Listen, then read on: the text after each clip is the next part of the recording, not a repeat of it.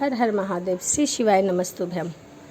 जैसा कि आप जानते हैं कि सावन का महीना शुरू होने वाला है और सावन के महीने में सोमवार का व्रत रखने का अपना विशेष ही महत्व है। कहा जाता है कि जब मनोकामनाएं पूर्ण होना बंद हो जाता है तब भगवान भोलेनाथ की शरण में चले जाइए, आपकी सभी मनोकामनाएं पूर्ण होती हैं।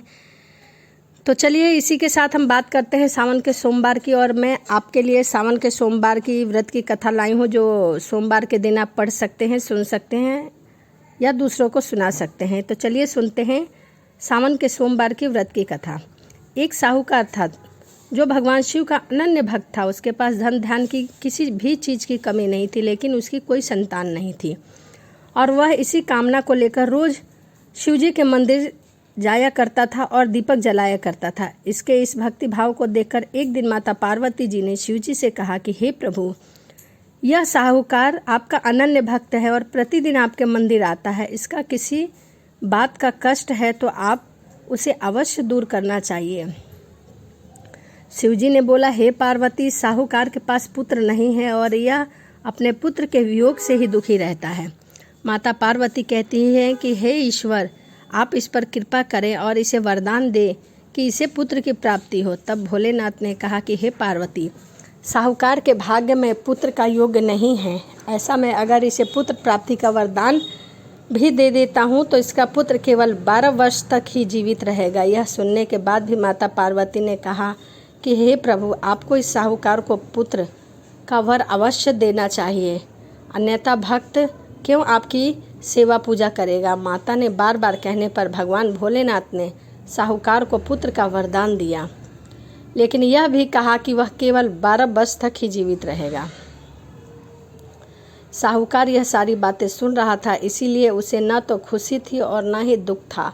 वह पहले की ही तरह भोलेनाथ की पूजा अर्चना करता रहा। उधर सेठानी गर्भवती हुई और 9वें महीने में उसे एक सुंदर पुत्र की प्राप्ति हुई। परिवार में खूब हर्षोल्लास मनाया गया, लेकिन साहूकार पहले की तरह था। उसे बालक की 12 वर्ष की आयु का जिक्र घर में किसी से भी नहीं किया था। जब वो बालक की 11 वर्ष की आयु का हो गया तो एक दिन साहूकार की सेठानी ने बालक के विवाह के लिए कहा। तो साहूकार ने कहा कि वह अभी बालक को पढ़ने के लिए काशी भेजेगा। इसके बाद उसने बालक के मामा जी को बुलवाया और कहा कि इस बालक को लेकर तुम काशी जाओ और रास्ते में जिस भी स्थान पर रुकना वहाँ यज्ञ करते और ब्राह्मणों को भोजन कराते हुए ही आगे बढ़ना। उन्होंने भी इस तरह करते हुए रास्ते पर जा रहे थे। तभी एक राजकुमारी का विवाह हो रहा था। जिससे उसका विवाह होना था वह एक आँख से काना था। तो उसके पिता ने जब अति सुंदर साहूकार के बेटे को देखा तो उसके मन में यह विचार आया कि क्यों ना इसी के साथ बिठाकर अपनी बेटी का विवाह करा दिया जाए।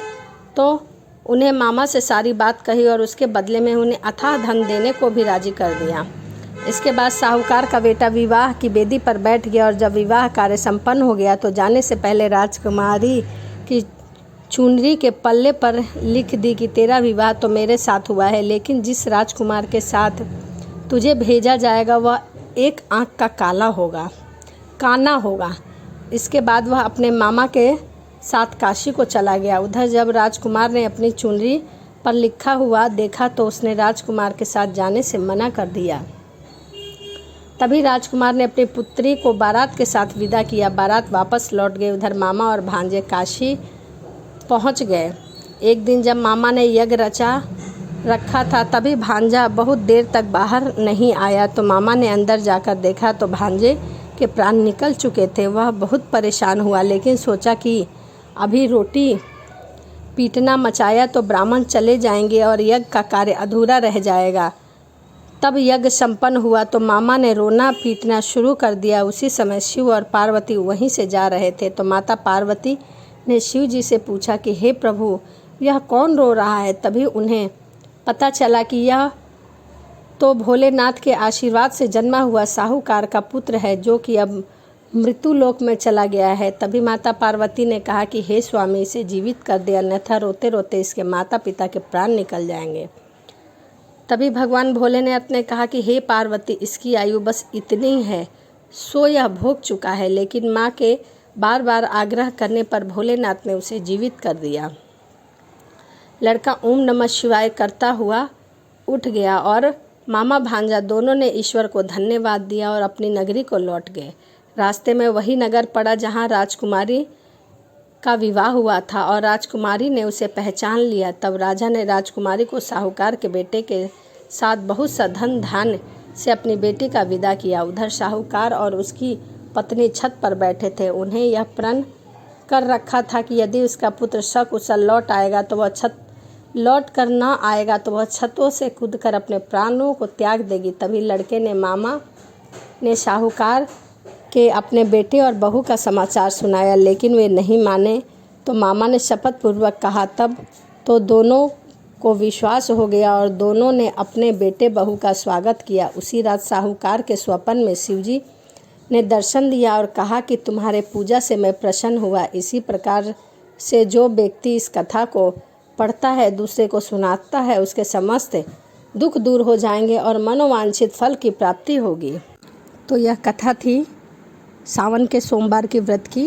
तो सावन के सोमवार का जो पहला व्रत है वो 10 जुलाई से है और आप भी व्रत जरूर रखिए। यदि व्रत नहीं कर सकते हैं, आप भूखे नहीं रह पाते, तो भगवान भोलेनाथ को 1 लोटा जल और बेल का भस्म ज़रूर चढ़ाइए। बेल का भस्म की वीडियो मैंने डाल रखी है कि किस प्रकार से बनानी है।